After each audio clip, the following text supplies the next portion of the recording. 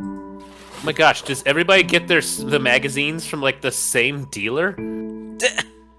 Everybody's sweetheart. My gosh, is this how people had to read back in the day? This is chaotic. Whose speech bubble am I supposed to look at first? Oh no. All of a sudden they're in a heart, and then they're on a boat, and then they're doing the tango, and then they're kissing, and then they're on the phone. You can't be on a phone on a boat. And now she's on land, and now they're kissing again. That doesn't seem right. Now she's combing her hair, and then they're in the office with other women. Oh my gosh. Probably not doctors or anything. And then they're in the car, and then they're kissing again. There's even more kissing. It's the same guy at least. Oh, we're back in the car, but now I'm in my bed, which is maybe my car. See, my car's over here. Now I'm outside, which is also my bedroom, and now I'm in the kitchen. Would you like a drink, honey? Because I am your slave. Now the phone's ringing. I remember using the phone. It's me, the army. Oh my god, where did you come from? Now we're drinking again. Oh, just kidding. Kiss. What's next? I love this comic. Now we're at a restaurant where we both have to hold up the menu for some reason. Oh my god, that's disturbing. I'm running away. They don't have the crab salad I wanted. Get back here, bitch. My hair color changed. Wait, who are you? Now we're outside and then we're smoking because it's the 40s. Also, I have this glowing moon rock, I guess, and it scares you. I understand. You're a woman, very sensitive to these things. Now we lit a candle and there's songs playing. And now I'm two people instead of one. God, I don't know who these characters are. You better sit down. This is a traumatizing experience. I'm crying too. Just kidding, I'm gonna kiss the black-haired man. What's next? Oh no, that's it! Oh my gosh, I learned nothing. Is she behind it? No, it's the same one. Can you imagine? This is like, finally, we could both read the same magazine at the same time. Do you want to talk about the first panel? Do you want to talk about the second panel? We were in New York this whole time. How about that? Do you drive? Never mind. Crimed it because we can't get enough of those. Yes! The First Detective, a true story. Here at the carnival with Nutcracker and Waldo. Tonight I work on the waterfront, so I become an ancient mariner. Aren't you in an opera or something? No, he's literally going to work at the dock, where Frenchy McFrenchman goes, "What about the Dijon mustard?" And then, obviously the man's allergic and he starts throwing up. It's like, "No, we shall take you immediately into this bar, where I'm sure we could have some more French delicacies, such as more cigarettes." And we talk about the ocean, and why there's a massive puddle behind him. Then we get pissed because that puddle was mine. That's a really big candle. I guess it's his birthday. And then break the wine glass in half because this is spittle, not proper for the French. And obviously those two had several children while we weren't looking. Joined us at the table. We shake the hand of King Midas. And we immediately go straight to the dungeon to discuss how to make Frankenstein. Once we've done that, we meet him at Barbie's house. Very delightful, I can tell. There's Frankenstein. That derpy-looking one with the black hair. Thanks for joining us. King Midas is watching them from the tree as they all just jump in a window. The proper French arrival into any household. Where I guess we've interrupted the most recent ballet of never mind, the Nutcracker. Yeah, the one with the hats. Oh, we brought a gun because we think this should be a production of Swan Lake instead. I could be the best Odette. Here's a lemon drop for your troubles.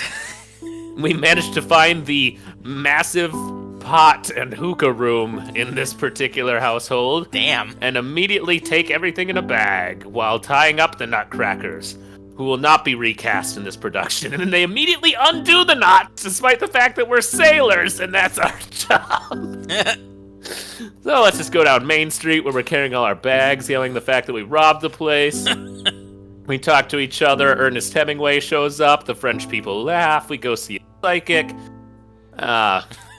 We see the back of her neck. We dump all the goods out. There's no way we could have carried that in one bag, but the TARDIS, I guess. Thank God you came to me. I don't even know you people, but I can sell these at my psychic store. That's so Raven. One of the Frenchmen starts dancing on a peg leg or something. He gets very concerned because that dance was not proper. And the gun comes out again. You asshole, you weren't psychic. You didn't even know my uncle died. Punch a man that isn't the psychic. Or I guess moving the chair too quickly. Holy crap, and they just start firing at each other nonstop. Orson Welles was the bad guy the whole time. And boy, is that Frenchman concerned. That is a face that will stay with me forever. Punch that face. No more of that. Good job, Orson Welles. We knew us as the Nutcrackers could trust you to infiltrate the Sailor Frenchman Swan Lake preference bandits team. Anyway, would you like a kiss? No, but I would like a still shot of me looking to the right. Left. My left, your right. We need to find the rest of the issue downstairs because I want to finish it. I guess I need a record. My favorite song. Oh, one more! We haven't You seen open these since that like up. the first day. It's time. How do you guys like my giant mobile? Welcome to the message of... I love how they introduce that as like, who was the bad speller? As if somebody's just out there with a little bell. Like, oh, I'm so sorry. We're gonna have to throw away this message of death. Maybe try again next time. Damn it. Anyway, picture it. Spider-Man, but he's wearing an ascot. He's just trying to break into a therapy session between the guy from the Rockford Files and I guess Ted Turner. Previously, there was an interaction on the sidewalk in front of a car. Hey, do you Uber? It's like, what the fuck is Uber? It's 1940. Understood. The man drives away and the guy walks back into his house. But there's James Garner looking out the window, watching people get milk out of their fridge. And he's loudly listening to them, too. I think that's him rapping on the window, but it kind of just looks like he's smearing it in tar. Oh my god, it's James Garner, I say as I toss my milk onto the ground in violence. We haven't even, I didn't even mention the first page, which consisted of such incredible products like electric movie projector, which is scary that that's actually happening now because people can't afford TVs. Real sewing machine. Because you did so well with the fake one. Happy the Cowboy, the smoking 1-year-old. And the shampoo mermaid. Test out your cosmetology skills on Elf. Okay. Speaking of the kitchen, we've left. In comes Arthur Weasley talking to Ted Turner, who is very pissed off that this movie script is blank. Why haven't you written to me? Oh my god, it's young Betty White. You should watch Password this evening. The password is you will be the bug next. Prepare the fruit to die before midnight. I'm taking this very seriously. James Garner's back, wearing an elaborate fur coat for... No, he isn't. It's James Garner still in the back looking at man in fur coat. How many animals did you have to kill for that? Just 5 people. Okay, then. In comes George Takei, I guess. Betty White has refused to leave the doorframe. What if there's an earthquake? The original furry. Oh my gosh! Amongst the crowd. I have no idea why I'm here to help you with this problem. James Garner's like, you don't have to. I'm taking care of this from here on out. Betty White closes the door accidentally, locking everyone inside. I'm so sorry about that. You get out of here. We're gonna hire a real secretary, maid, whatever you are.